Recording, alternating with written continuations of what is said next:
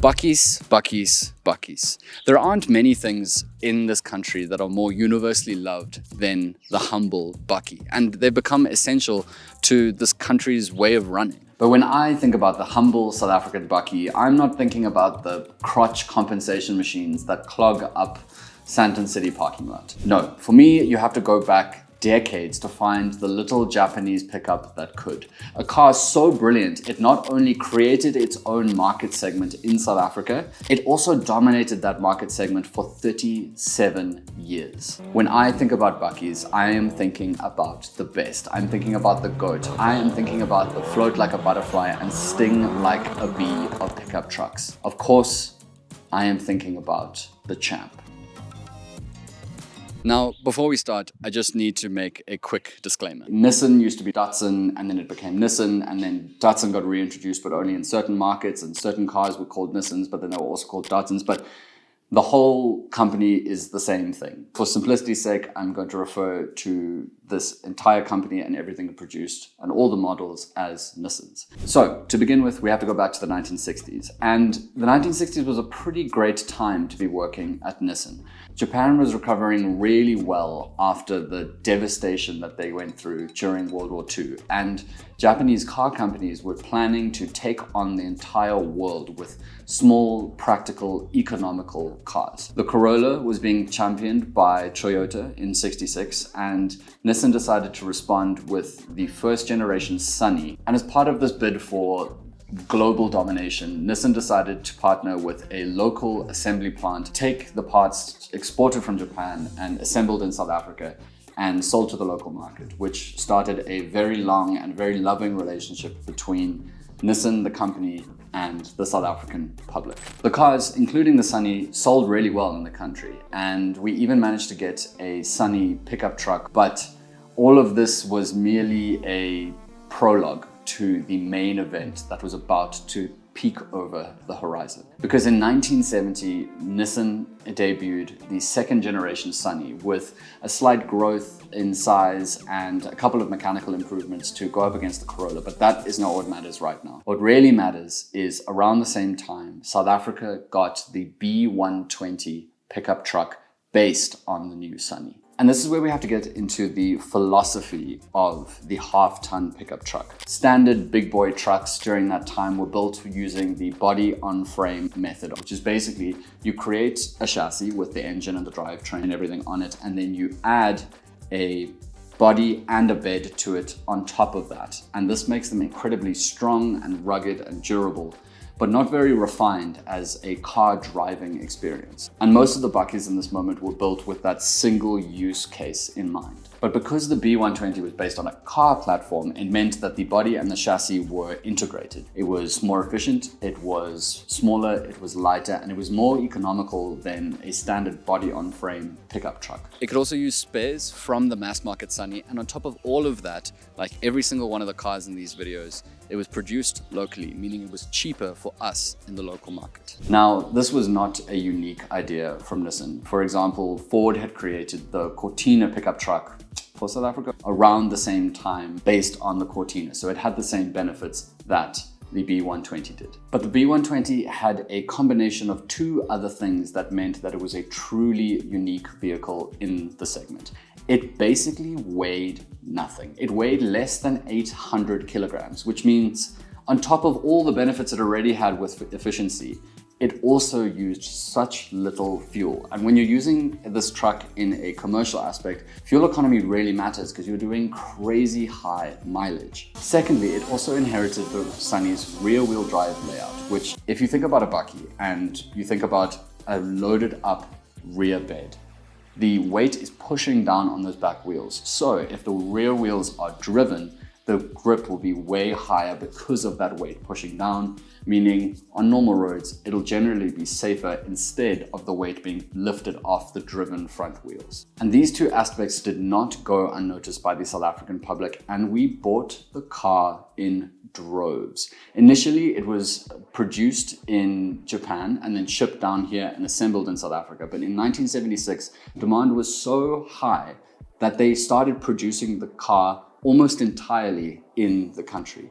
And by 1979, we had bought 40 100,000 of these cars. And for this commitment, Nissan rewarded us with a unique engine just to the South African market. It was the 1.4 petrol in the early 1980s, and then we got a full refresh of the car in 1985. Along with the new engine, we also received front disc brakes, a slightly taller cabin, and moved from round headlights to the iconic rectangular headlights. These may not seem like major changes to a car that had been around for so many years, but this is what makes this model so special, because it still kept its original recipe of simple rear-wheel drive light, but it was iterative. It developed and evolved slowly over the years to keep up with modern trends, but stay true to the original formula. This upgrade, now referred to as the Nissan 1400, was when this car truly became a South African specialty. And again, we loved the 1400. The industry tried to sort of react to the 1400 with the Volkswagen Caddy and later the Ford Bantam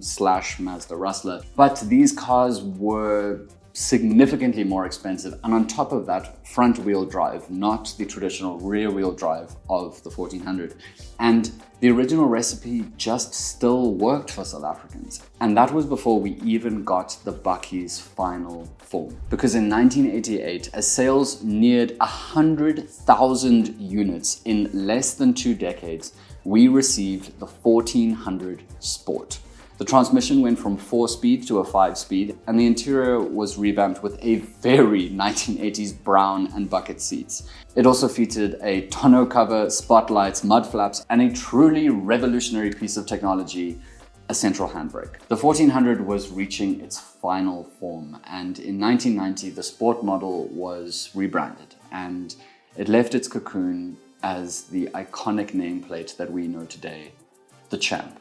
Now, the Champ is definitely the most popular way of referring to this car, but it has picked up a number of nicknames over the years, but there is no one greater than the Kan nie dood nie krywe, which means the wheelbarrow that cannot die, which I really do not think there has ever been a greater vote of confidence in a product ever than that nickname. Side note, if I describe to you a rear-wheel drive, lightweight Nissan from the 1970s, you would probably start thinking about the Nissan GTR race car. And a lot of South Africans did too. Its cheap price, rear-wheel drive layout, and lightweight meant that it was perfect for most types of racing. However, its favorite sport in particular was drag racing.